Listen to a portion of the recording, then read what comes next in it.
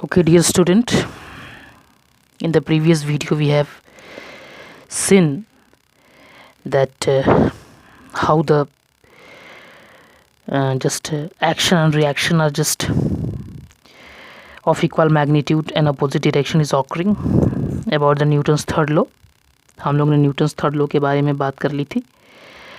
अच्छा, हम लोग बात कर रहे थे universal law of gravitation. Okay, तो यहाँ तक हमने देखा था कि किस तरीके से यदि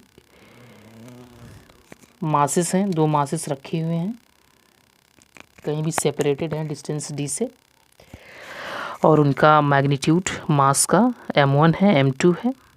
ठीक है, तो ये आपस में क्या करेंगे, ये आपस में एक फोर्स से एक दूसरे को अट्रैक्ट करेंगे, और वो फोर्स जो होगा वो इन दोनों के m1 m2 के प्रोडक्ट के बराबर डायरेक्टली प्रोपोर्शनल होगा, और इनके बीच का जो डिस्टेंस है उसके स्क्वायर के इन्वर्सली प्रोपोर्शनल होगा. Directly proportional, inversely proportional. Directly proportional का मतलब ये होता है कि यदि किसी एक क्वांटिटी को हम लोग बढ़ाएंगे, दूसरी क्वांटिटी अपने आप उसके साथ बढ़ेगी. इन्वर्सली प्रोपोर्शनल का मतलब ये होता है कि यदि किसी एक क्वांटिटी को हम लोग बढ़ाते हैं तो जो दूसरी क्वांटिटी है वो घटेगी. ठीक है, और यदि पहली क्वांटिटी को हम लोग घटाएंगे तो दूसरी क्वांटिटी बढ़ेगी ना. ये कंडीशन होते हैं. तो यहाँ हमने देखा कि when two bodies are just kept in a space, then according to Newton gravitational law, it states that every body just attracts to each other with a force, and that force will be directly proportional to product of their masses and inversely proportional to square of the distance between them. Okay, if you combine all these two, तो हम लोग देखेंगे कि f is directly proportional to m1 m2 upon d square. और यहाँ पे f जो है, इस प्रोपोर्शनलिटी को हटाने के लिए हम लोग ग्रेविटेशनल कांस्टेंट लेते हैं, that is called universal gravitational constant. ठीक है, ये g. यहाँ पे थोड़ा ध्यान देने वाली बात ये है बेटे कि जो g है, g का बहुत बड़ा रोल है, बहुत ही बड़ा रोल है. ठीक है, into m1 m2 upon d square. ठीक है, और इस g की वैल्यू जो है वो 6.67 10⁻⁻11 न्यूटन मीटर पर केजी, न्यूटन मीटर स्क्वायर पर केजी स्क्वायर होती है. देखिए बेटा, ये जो g है ना, यूनिवर्सल कांस्टेंट जो है, ग्रेविटेशनल कांस्टेंट की वैल्यू जो ये आई है 6.67 10⁻⁻11, ये अपने आप में एक बहुत छोटी वैल्यू है. और इस वैल्यू को डिटरमाइन किया था एक फिजिसिस्ट ने, इसका नाम था कैवेंडिश. ठीक है, कैवेंडिश ने ग्रेविटेशनल कांस्टेंट जो कैपिटल जी है उसकी वैल्यू को उसने निर्धारित किया था. ठीक है, उसने डिटरमाइन किया था, कैलकुलेट किया था. और शायद यही कारण है कि जो ग्रेविटेशनल फोर्स होता है वो सारी चीज़ों पे लागू हो जाता है. जैसे छोटे से छोटे मासेस में भी लागू होगा, बड़े से बड़े मास में भी लागू होगा. और ये जो यहाँ से जो हम लोग लेते हैं, दो पॉइंट मासेस हैं या दो मासेस हैं, उनके हमेशा जो डिस्टेंस होगा वो सेंटर से होता हुआ जाएगा ना. It is always joining the two centres. Okay, और ये जो फोर्स है बेटे, ये हमेशा अट्रैक्टिव नेचर का होता है ना. It is always attractive in nature, हमेशा अट्रैक्टिव नेचर का होता है. It is not repulsive nature. Attractive nature का ये मतलब हुआ कि ये हमेशा आपस में एक दूसरे को अट्रैक्ट करेंगे. ठीक है, क्योंकि यहाँ पे मास जो होता है, मास तो ऑलवेज पॉजिटिव होता है, मास तो नेगेटिव होता नहीं है. और मास जो होता है वो हमेशा पूरे ब्रह्मांड में कांस्टेंट होता है, ये बदलने वाला भी नहीं है. ओके, तो it is always attractive in nature. यही इनके पास यदि चार्ज होता प्लस क्यू माइनस क्यू ना, इलेक्ट्रिक चार्जेस होते हैं, तो वो अट्रैक्टिव भी हो सकते थे, रिपल्सिव भी हो सकते थे, क्योंकि वो चार्ज है ना. एक का साइन प्लस, एक का साइन माइनस है. प्लस प्लस क्या करेगा, रिपल्स करेगा. तो that is another thing. We are talking about the universal law of gravitation. So अच्छा, इसके बारे में थोड़ा सा और जान लेते हैं कि it is a long range force. It is a long range force, इसका मतलब क्या हुआ? लॉन्ग रेंज फोर्स, बट इसका मतलब ये हुआ कि ये जो है छोटे से छोटे मासेस के लिए भी लागू होता है और ये बहुत बड़े बड़े मासेस के लिए भी लागू होता है, जैसे सन। ठीक है, सन का मास बहुत ज़्यादा है ना, तो सन के पास भी अपना एक स्ट्रॉन्ग अट्रैक्शन है, ग्रेविटेशनल फोर्स है, जो कि पूरे सोलर सिस्टम को अपनी ओर समाहित किए हुआ है, यानी खींच रहा है, मतलब एक बांधा हुआ है, ठीक है, बांध के रखा हुआ है। तो लॉन्ग रेंज फोर्स ना, जैसे यदि चंद्रमा जो है, मून जो है, यदि अर्थ के चारों चक्कर लगा रहा है, तो कहीं ना कहीं इसमें क्या है, इसमें अट्रैक्शन पुल ऑफ अर्थ का कहीं ना कहीं रोल है। ठीक है, तो ये बड़े बड़े मासेस के लिए भी, जैसे चंद्रमा, अर्थ, सन, इसके लिए भी लागू हो जाता है। तो that is why it is called as a long range force. इसका रेंज काफ़ी बड़ा है ना, लॉन्ग रेंज फोर्स। ठीक है, और एक तरह से बात करें तो जो ग्रेविटेशनल फोर्स होता है बेटे, वो कंजर्वेटिव फोर्स होता है ना। थोड़ी सी प्रॉपर्टी में बता रहा हूँ हल्का सा, बस आपके लिए। आपके बुक में हो सकता है ये ना दिया हो, लेकिन थोड़ा सा इसके बारे में हम लोग जान लें। It is a conservative force. Conservative force, conservative force का मतलब ये होता है बेटे कि ये पाथ पे डिपेंड ना हो। ठीक है, ये पाथ पे डिपेंड ना हो, यानी पाथ इंडिपेंडेंट हो, है ना। यानी जैसे हम लोग मान लेते हैं कि कोई एक बॉडी है, यदि हम किसी, जैसे सपोज़ आप लोग यहाँ से हल्का सा देख लीजिए, यहाँ देख लीजिए आप लोग थोड़ा सा,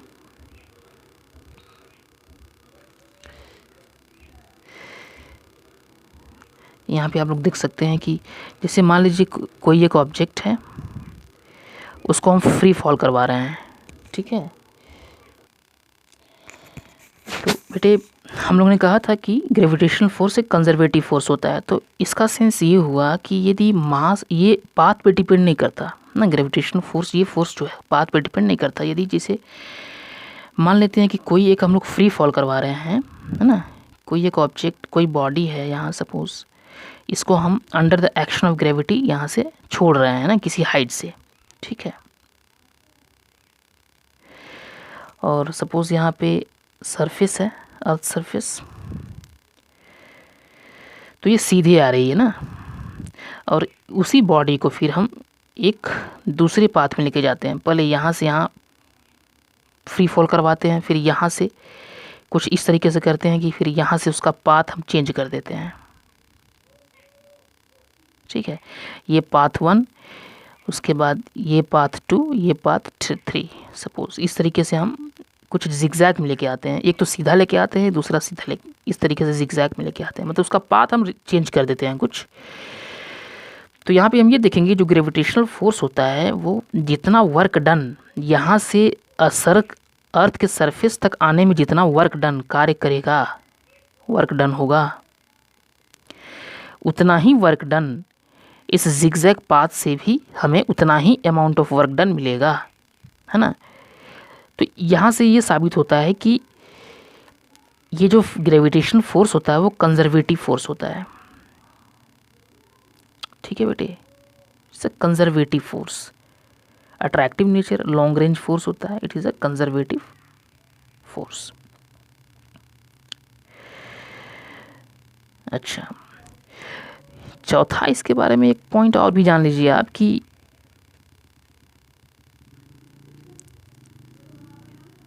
it always follows Newton's third law.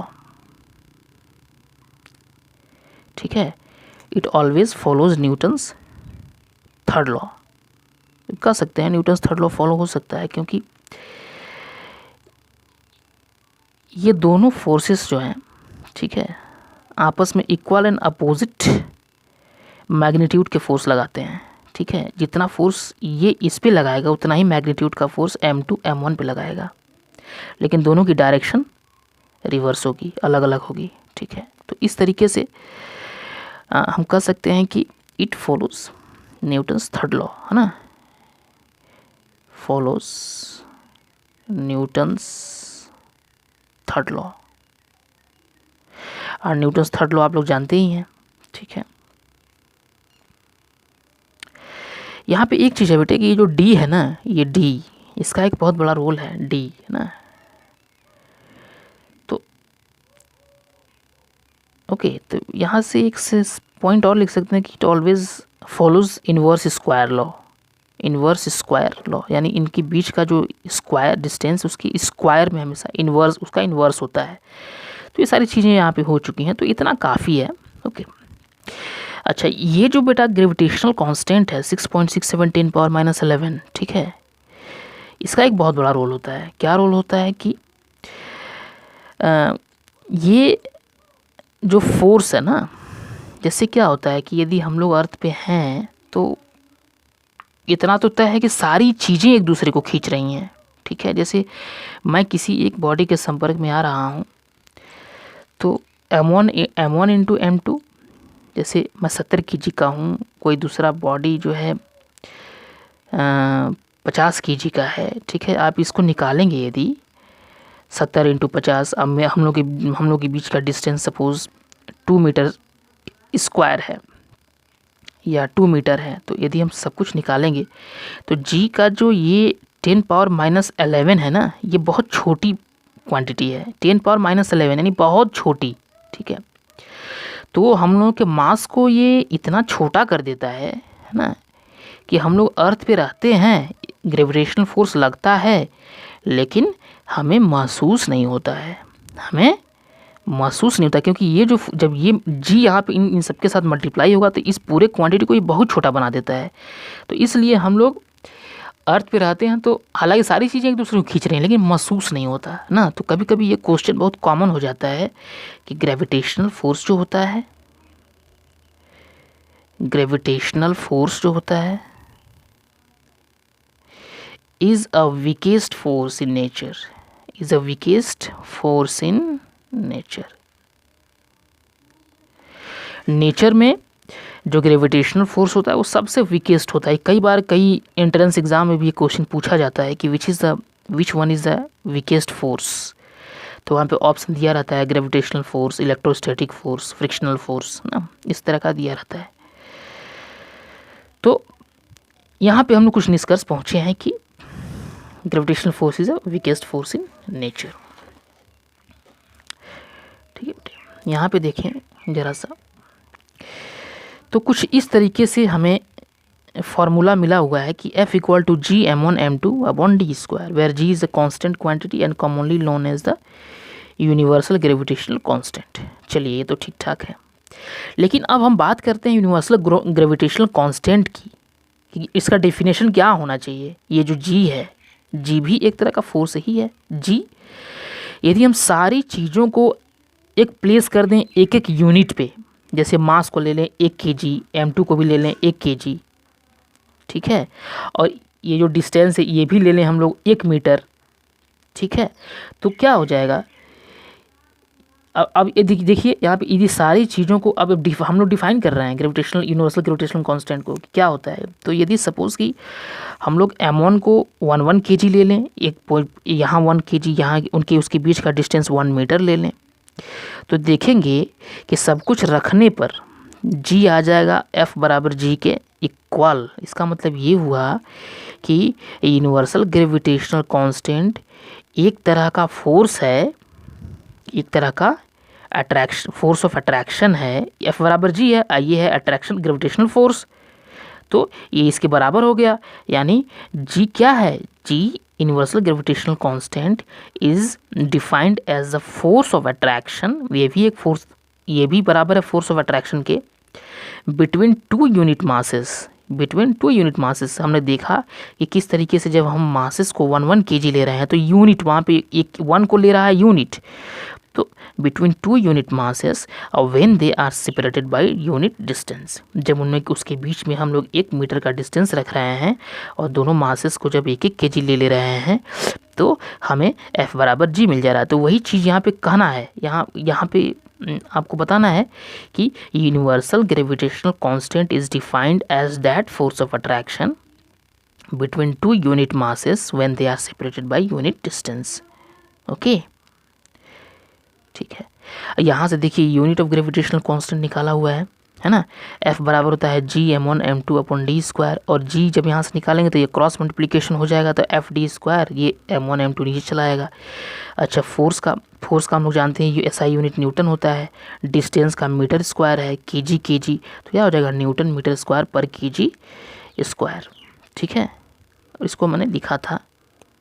Okay, तो ये सारी चीज़ें हैं बेटे। ठीक है, इम्पोर्टेंस क्या है यूनिवर्सल लॉ ऑफ ग्रेविटेशन का? इम्पोर्टेंस तो बहुत इसका व्यापक हो जाएगा। यदि कोई भी मोशन ऑफ प्लैनेट है अराउंड सन, तो किसकी वजह से है? मोशन जो हो रहा है, मोशन ऑफ फॉलिंग फ्रीलिंग बॉडी, ये सब किसकी वजह से हो रहा है? जो हमारे पृथ्वी पे जो वायुमंडल है, एयर है, वो किसकी वजह से है? ग्रेविटेशनल फोर्स ना हो जिनका कोई अस्तित्व नहीं है।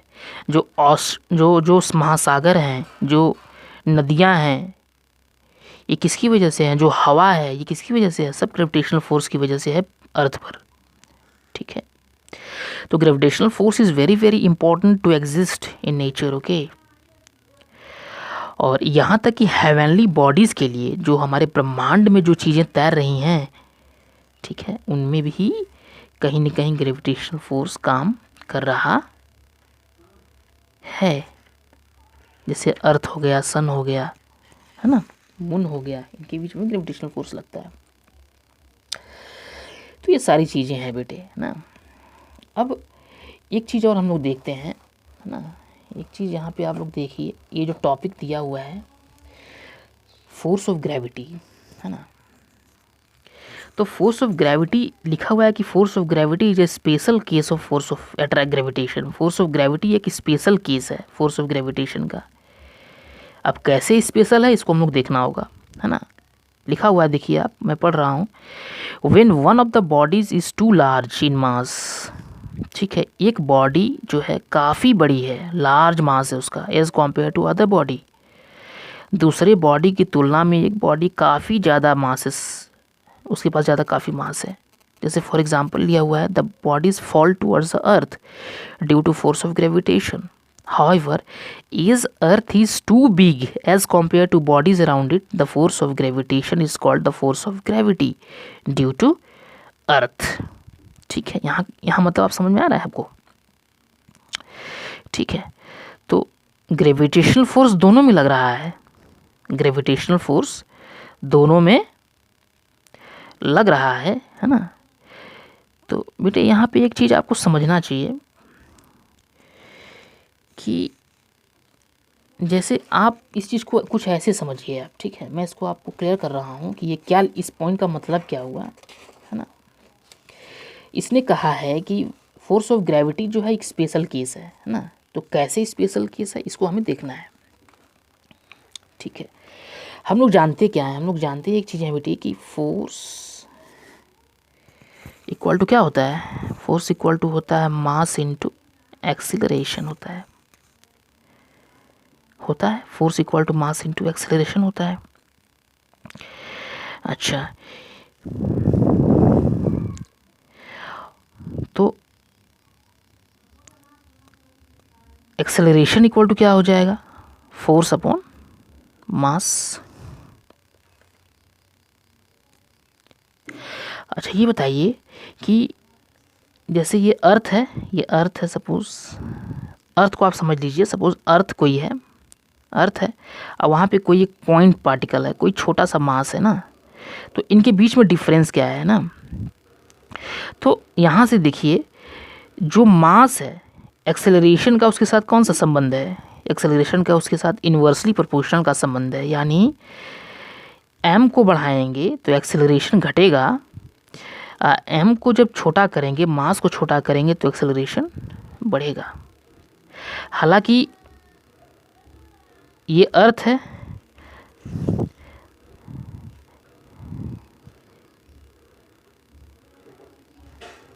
ये कोई एक पॉइंट ऑब्जेक्ट है, बहुत छोटा है, इसके अर्थ के कंपैरिजन में बहुत छोटा है।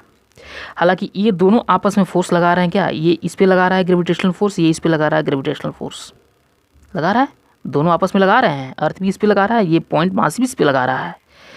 लेकिन हम लोग जानते हैं कि एक्सेलरेशन जो होता है वो फोर्स अपॉन मास होता है, और जिस बॉडी का मास कम होता है उसका एक्सेलरेशन ज़्यादा होता है। एक्सेलरेशन ज़्यादा मतलब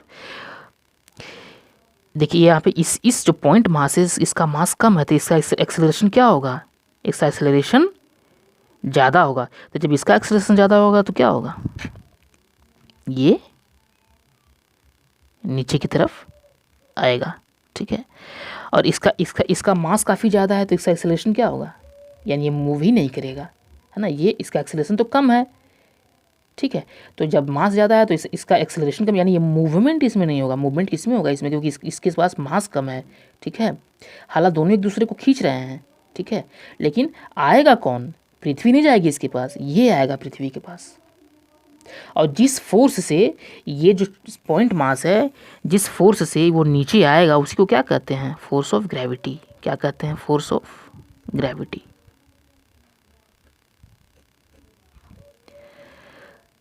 ठीक है बेटे, ड्यू टू दिस रीजन, है ना, this is Newton second law, इसी रीजन से जो है पृथ्वी इसको, ये पॉइंट मास इसको नहीं खींच पाएगा, ये एक्सेलरेशन इसका ज़्यादा होने की वजह से ये आएगा पृथ्वी के पास, और जिस फोर्स से ये आएगा उसी को कहते हैं फोर्स ऑफ ग्रेविटी। ठीक है, तो अच्छा, तो अब हम लोग जानते हैं कि जो फोर्स ऑफ ग्रेविटी है, कोई भी वेट, ओके, ये यहाँ पे थोड़ा सा आप लोग देख लें इस चीज़ को, है ना। एक चीज़ हम लोग और जानते हैं कि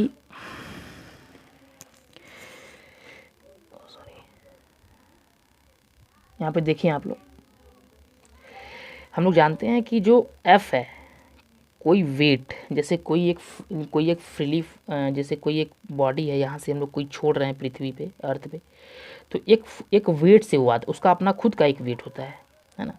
तो that weight is always mass into acceleration due to gravity, F बराबर mg होता है। अब पृथ्वी का खुद का एक ग्रेविटेशनल फोर्स है ना, इनके बीच ये दोनों आपस में एक ग्रेविटेशनल फोर्स लगा रहे हैं, ठीक है। ये अपना वेट भी लगा रहा है नीचे की तरफ डाउनवर्ड्स, और ये आपस में एक ग्रेविटेशनल फोर्स एक दूसरे से लगा रहे हैं। तो वो फोर्स किसके बराबर होता है, F equal to g m1 into m2 divided by r square ले सकते हैं, आर ही ले लेते हैं, चाहे डी भी आप ले सकते हैं। अच्छा, इन दोनों इक्वेशन से हम क्या लिख सकते हैं, फ्रॉम इक्वेशन 1 एंड 2 से, फ्रॉम इक्वेशन 1 एंड 2 से हम लिख सकते हैं कि जो mg होगा, ठीक है, वो कुछ इसके बराबर होगा जी, क्योंकि दोनों फोर्स बराबर हैं तो ये भी बराबर है G, m1 into m2 upon r square, यहाँ डी स्क्वायर भी आप लिख सकते थे, ठीक है। कुछ इस तरीके से। तो यदि आपको यहाँ पे जी निकालना हो तो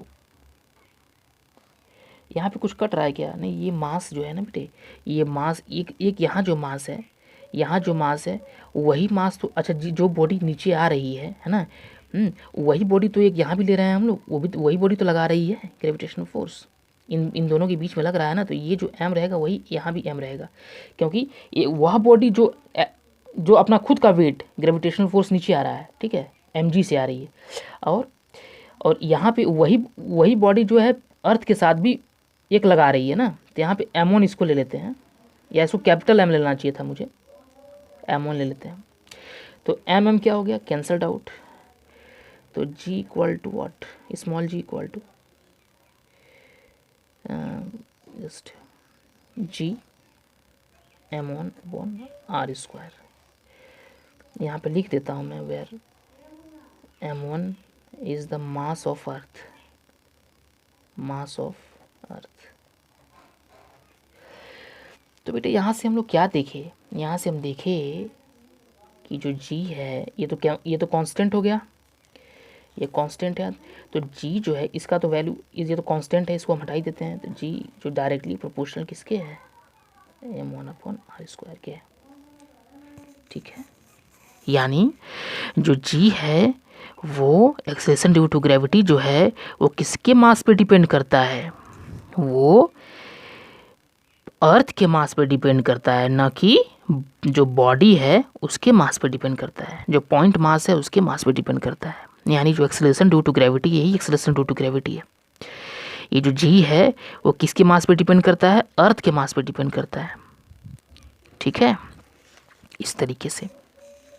ओके, और एक्सेलरेशन ड्यू टू ग्रेविटी जो है वो उनके बीच की में जो नहीं होने वाला जो डिस्टेंस है उसमें भी, उसके डिस्टेंस पे भी डिपेंड करता है।